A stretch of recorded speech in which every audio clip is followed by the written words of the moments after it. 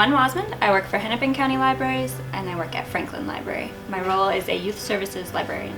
I think youth work is important because young people are at a time in their lives when they're doing so much. They're at school, which in itself can be 100 million things, but they're also developing emotionally, physically. So it's just a time where a lot of things are going on, and so they need more support. And that support may or may not be coming from home, family, or people in their communities, and so youth workers can be there for anyone across the board, people who have support and people who don't.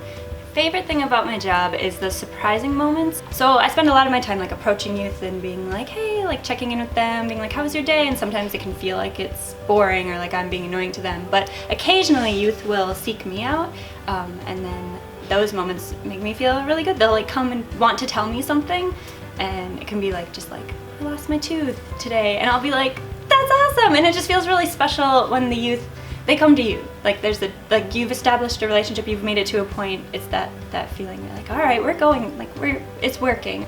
I think the youth work field can be improved when youth workers get together and make connections. It helps so that we don't duplicate work, and we can, this happens a lot with libraries, we're trying to connect people with resources.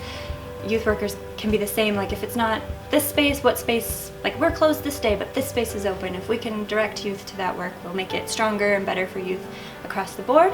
I also think more funding, always, of course, more funding, more staff, more youth workers. I think the more people we have working with youth, it can be hard when I'm in a room by myself with a lot of youth to feel like I'm making that one-on-one connection with the youth. So more workers, or even young adult volunteers, just people in there that are working. One piece of advice I'd give future youth workers is to just be really genuine. I think that's kind of the key to me, because if kids can smell it if you're being fake, right away. So if you're being real with them, just who you are, and if you're truly listening to what they need, what programming they want to do, and you're trying to let them guide you, and then you're just being you, I think it'll work really well.